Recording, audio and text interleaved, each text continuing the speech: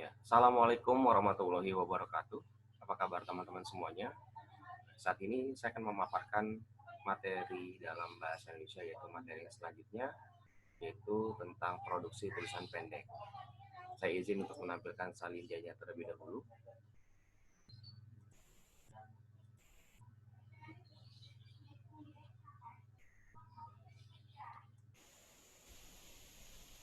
Ya. Jadi, apa itu produksi tulisan pendek? Produksi tulisan pendek merupakan suatu kegiatan untuk menghasilkan suatu karya tulis yang baru. Nah, dengan kata lain, di dalam produksi tulisan pendek, kita memiliki beberapa pembahasan seperti esai, kemudian artikel, dan juga makalah ya, yang dalam praktik penulisannya mahasiswa itu biasanya sudah pernah menulis. Nah, yang pertama adalah esai. Esai ini adalah suatu opini yang ditulis oleh seorang penulis terhadap subjek yang ingin dinilainya. Nah, kemudian di dalam esai itu memiliki beberapa bagian seperti pendahuluan yang biasanya berisi subjek awal yang nanti akan diulas oleh seorang penulis. Kemudian ada tubuh esai yang menyajikan seluruh informasi tentang subjek, dan biasanya di bagian inilah kita akan menemukan isi ya dalam praktik penulisan esai. Kemudian ada yang terakhir yaitu penutup yang berisi simpulan di dalam praktik tulisan esai, dan biasanya akan ada sedikit ulasan dari seorang esaisnya. Nah, dalam era modern, esai itu terbagi atas beberapa ya jenis. Ada esai yang bersifat opini tanpa dilengkapi dengan adanya definisi, tapi ada juga esai yang dilengkapi dengan teori yang masuk ke dalam namanya esai ilmiah.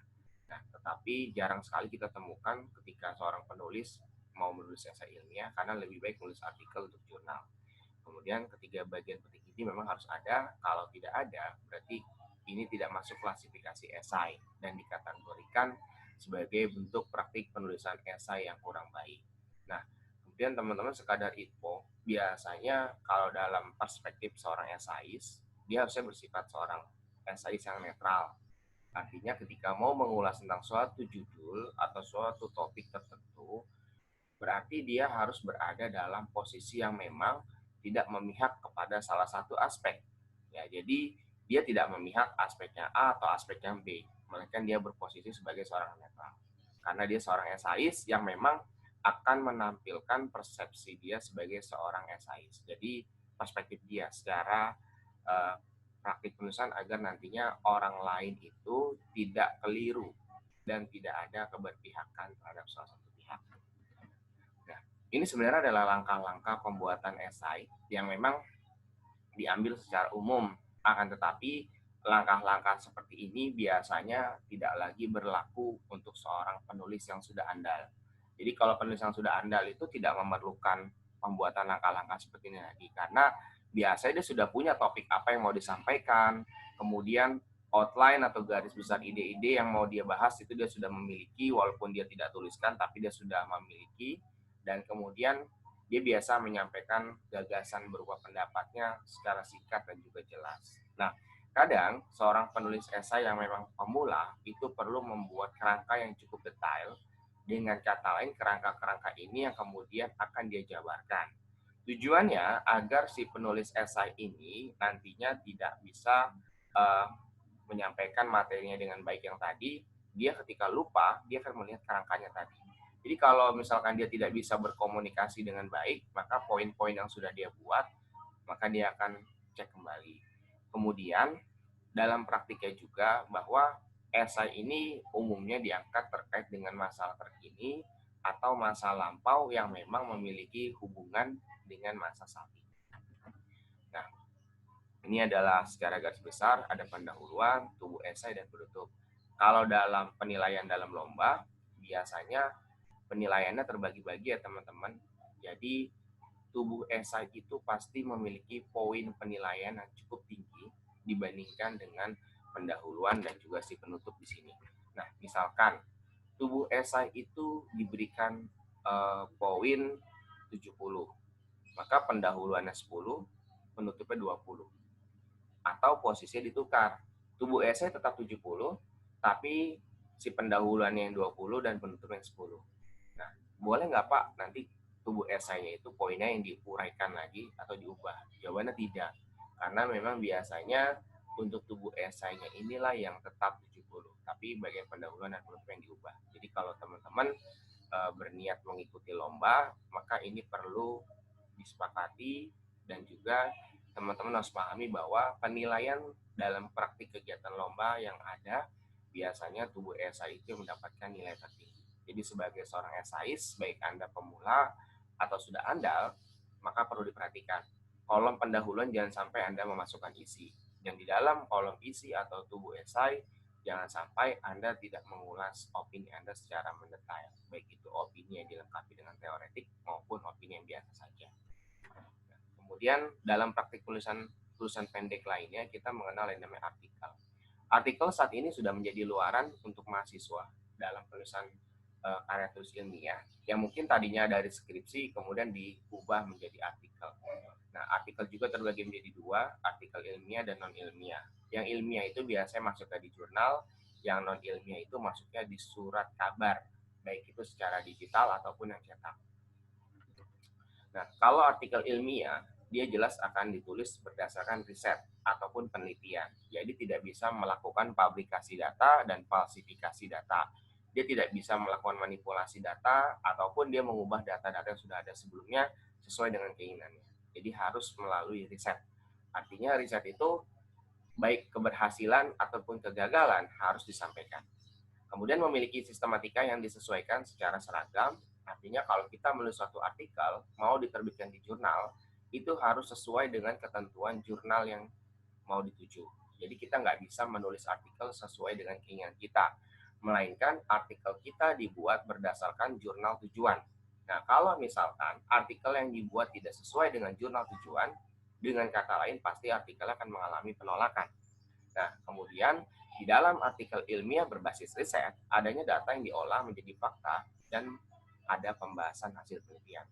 Ini tentu saja berbeda ya sistematikanya dengan penulisan sistematika dalam penulisan non-ilmiah. Kalau non-ilmiah itu biasa teman-teman temukan di dalam koran digital, itu tanpa struktur penulisan seperti halnya di dalam artikel jurnal. Karena memang dia bebas dalam praktik penulisan. Yang penting adalah isinya. Tapi kalau dalam artikel ilmiah, keseragaman pun mendapatkan penilaian karena nantinya artikel ini akan melalui proses akreditasi. Artikel yang ditulis tidak sesuai, maka otomatis penilaian akreditasinya pun akan kurang baik. Nah, kemudian kalau artikel yang non ilmiah tadi sudah saya sampaikan, ini juga biasanya berdasarkan teori yang hanya dikumpulkan dan digunakan untuk memperkuat opini. Jadi ada opini yang coba dia kemukakan dan kemudian didasarkan pada aspek teoretik agar opininya menjadi argumentasi. Kemudian kerangka karangannya tidak sistematis. Misalkan Anda mau menulis di koran seperti kompas.com atau Kompas yang biasa, itu tidak ada yang namanya pendahuluan atau latar belakang masalah, kemudian tidak ada yang namanya landasan teori, metodologi, tapi langsung saja dibuat dan ada uraian subbab dari judul yang mungkin Anda sudah masukkan. Jadi dia tidak memiliki sistematika penulisan. Dan tujuannya ada teori sih untuk apa? Yaitu tujuan adanya teori untuk menguatkan opini agar nantinya publik percaya. Kalau misalkan Anda tidak memasukkan teori tersebut, maka publik bisa jadi hanya berpikir ini adalah opini Anda semata. Tujuannya hanya dikomunikasikan untuk keinginan Anda sendiri dan tidak ada manfaatnya untuk orang lain. Tapi kalau misalkan Anda mengatakan melalui opini dan ada teori yang memperkuat, maka otomatis teori Anda yang Anda sampaikan ini akan mengubah dari opini menjadi argumentasi. Nah, untuk kerangka karangan artikel ilmiah, mungkin teman-teman tahu bahwa di dalam artikel yang paling pertama kita akan menemukan abstrak. Tapi, abstrak itu pada hakikatnya tidak ditulis pertama kali. Memang posisinya ada di awal, tapi justru dia ditulisnya paling akhir. Yang pertama kali Anda harus buat kalau menulis artikel ilmiah adalah bagian pendahuluan, yang di dalamnya ada latar belakang masalah, dikemukakan di awal sebagai alasan mengapa penelitian ini perlu diteliti. Jadi Anda harus masukkan yang pertama kali adalah pendahuluan. Di dalam pendahuluan biasa ada latar belakang masalah, kemudian ada penelitian terdahulu atau yang kita kenal dengan istilah literatur review, dan terakhir ada yang namanya tujuan penulisan artikel. Harus Anda kemukakan. Kemudian selanjutnya selesai Anda membuat pendahuluan, Anda masuk selanjutnya ke dalam landasan teori, biasanya ada pendapat ahli yang Anda kutip sebagai penguat opini Anda nantinya. Dan kemudian selanjutnya yang ketiga adalah metodologi penelitian. Bagaimana Anda melakukan penelitian ini, cara Anda mengumpulkan data, teknik analisis datanya bagaimana, data ini diambil dari mana saja, siapa saja sampelnya, kemudian jenis penelitian ini termasuk kategori apa. Nah, maka itu semua akan dibahas di dalam metodologi penelitian. Dan yang keempat adalah pembahasan. Dan pembahasan inilah Anda menggunakan opini Anda untuk penelaahan dari data yang sudah Anda kumpulkan. Tapi kalau Anda tidak memasukkan landasan teori, bisa jadi penelaahan ini dianggap hanya opini Anda semata. Nah, kemudian ada simpulan. Simpulan itu nantinya akan membahas secara singkat hasil penelitian yang sudah Anda sampaikan tadi. Jadi kebanyakan pembaca itu tidak membaca secara keseluruhan. Biasanya di dalam pembahasan itu yang dia baca dan justru akan dirujuk ke dalam simpulan. Karena dia bisa mendapatkan secara keseluruhan dari penelitian yang Anda lakukan melalui bagian simpulan. Kemudian abstrak. Yang terakhir, kenapa sih abstrak itu justru ditulisnya belakangan? Karena di dalam abstrak itu pertama harus ada latar belakang masalah, ada tujuan penulisan, ada metodologi penelitian, dan ada hasil, dan ada kata kunci. Jadi, kalau Anda membuat abstrak pertama kali, maka Anda tidak bisa memasukkan yang namanya hasil. Maka dari itu, abstrak memang berposisi di awal, tapi justru dia dikerjakannya terakhir. Karena abstrak ini adalah miniatur riset. Miniatur riset yang dengan kata lain, orang-orang tidak membaca penelitian Anda secara keseluruhan, dia cukup membaca abstrak, dia bisa mendapatkan penelitian Anda secara keseluruhan. Karena ada hasil penelitian yang disampaikan. Nah, untuk kerangka artikel non-ilmiah, biasanya pendahuluan itu hanya berisi tentang ulasan awal tentang apa yang Anda akan sampaikan terkait topik dan judul. Kemudian ada ulasan judul. Ulasan judul ini bisa masuk ke dalam pengantar, yaitu berisi tentang pembahasan terkait judul. Jadi dia tidak membahas ada metodologi ya, kalau dalam kerangka artikel non-ilmiah. Dan pembahasan ini berisi ulasan tentang hasil penelitian.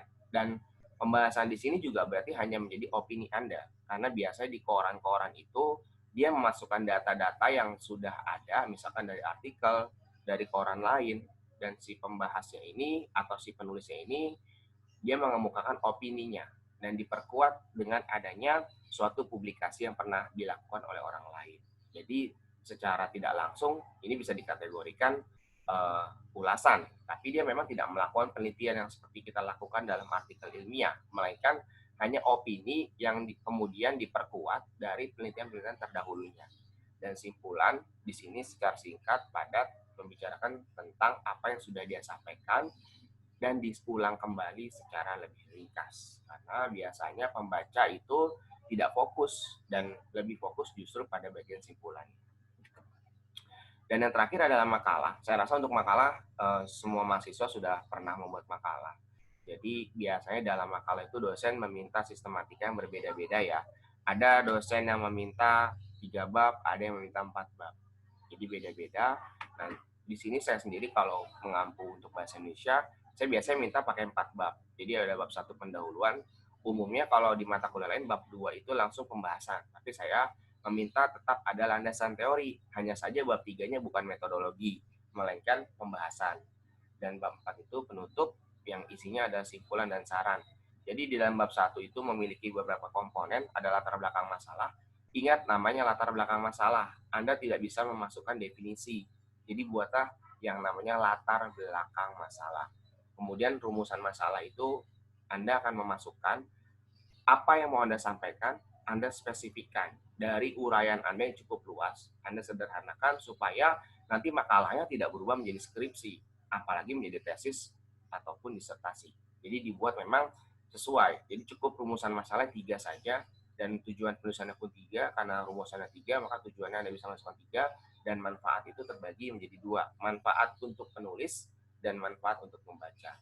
Landasan teori itu akan disesuaikan dengan judul yang sudah Anda pilih, dan juga pembahasan ini akan mengulas apa yang Anda sudah sampaikan di dalam rumusan masalah.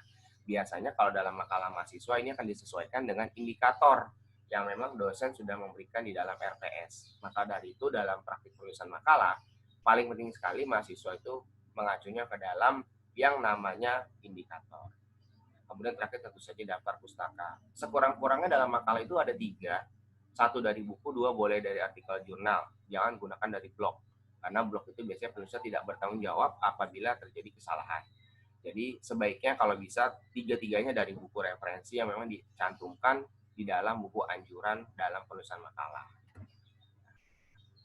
Jadi ini sebagai penutupnya, makalah yang baik adalah yang memperhatikan kesesuaian antara judul dengan isi. Kadang ada mahasiswa membuat makalah tidak sesuai antara judul dengan isinya. Selain itu, makalah juga harus mempertimbangkan keotentikannya. Jangan sampai ngambil dari sumber lain, Anda tempel dalam Word Anda dan Anda cetak dan Anda akui milik Anda. Jika makalah tersebut terindikasi plagiasi, maka makalah tersebut dapat dikatakan tidak baik. Bisa jadi dalam praktik penulisan makalah di kelas, Anda akan ditolak oleh dosen Anda atau diberikan nilai E atas sanksi jika Anda melakukan plagiasi. Oke, baik teman-teman, itu saja mungkin yang saya sampaikan dalam kesempatan materi kali ini. Kita ketemu lagi dalam materi berikutnya. Saya Heri. Wabillahi taufiq wal hidayah. Wassalamualaikum warahmatullahi wabarakatuh.